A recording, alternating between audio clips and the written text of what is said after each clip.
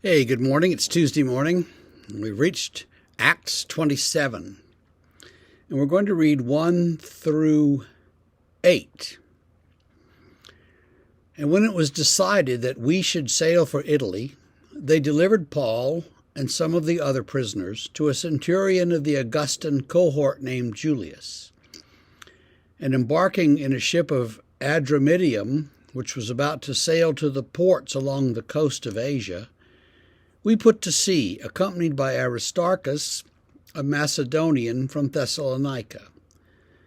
The next day we put in at Sidon, and Julius treated Paul kindly and gave him leave to go to his friends and be cared for.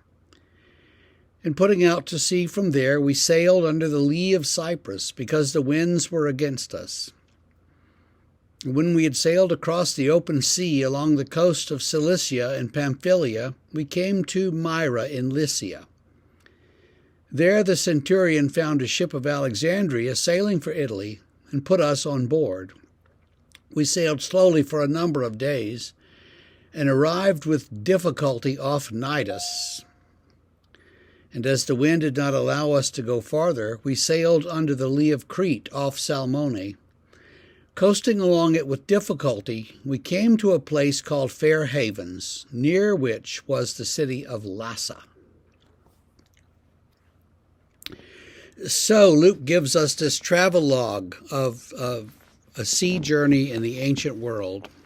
They start at Adramyttium, which is a little port that's near Caesarea.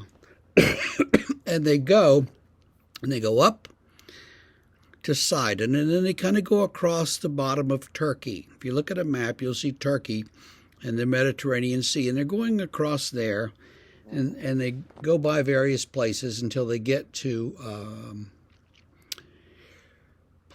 Lycia, and there they switch to another ship. Now, there were different kinds of ships in the ancient world. There were little ships that were port hoppers that went from one port to the next and kept the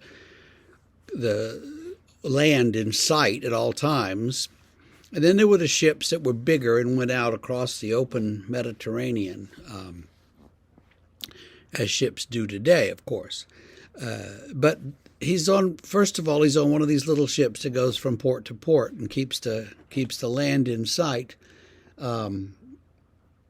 He's accompanied by Luke, which Luke's apparently been living in Caesarea these last couple of years, waiting on Paul to be freed or sent somewhere or something. And he's accompanied by Aristarchus, another friend, Greek from Thessalonica.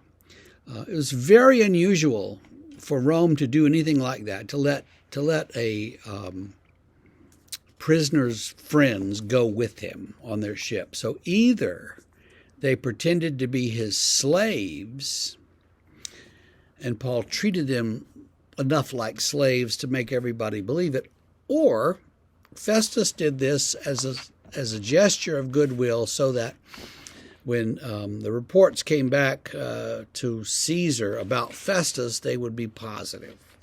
So maybe that's Festus' play.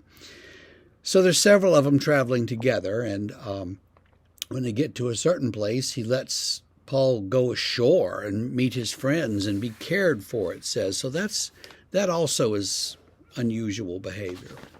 But they're not really treating Paul like a prisoner. That's, I think, Luke's subtle point. And so they sail finally down and go around Crete, which is, still there. It's an island off of Turkey. And as they sail around Crete, they come to this place called Fair Havens, and they stop at this next seaport. They're going to debate whether to spend the winter there or not, because that's how sailors did it. They went as far as they could, and when the weather got bad, they just stayed where they were for a while. And so we don't really know what was going on, how free Paul was to go out and preach, or whether people were free to come speak to him, or how long they stayed there. They stayed for the winter. Is that from, October till April? I don't think so. But whatever it was, that's what they were That was the plan. That was what they were going to do. Now, as we'll see in the next couple of days, the plan changes a little bit, and they keep going and have some more adventures.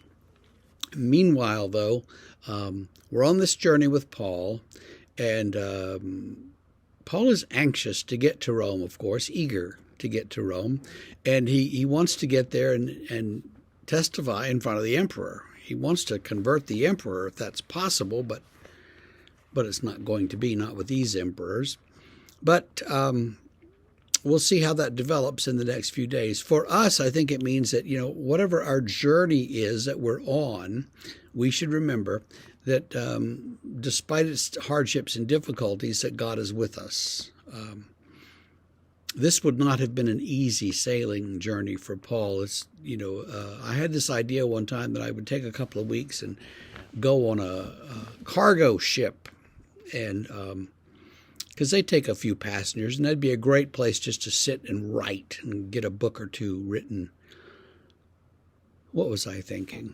First I looked up cargo ships, and it's rare that you can actually sign aboard one as a passenger. Though these huge tankers and things that you see do have a cabin or two for passengers.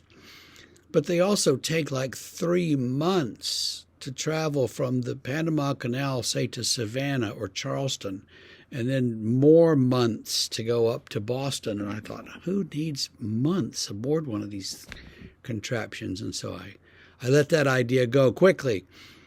But when you get an idea like that, pursue it and see what God says, all right? So whether you're sailing or you're safe in your house, have a great day.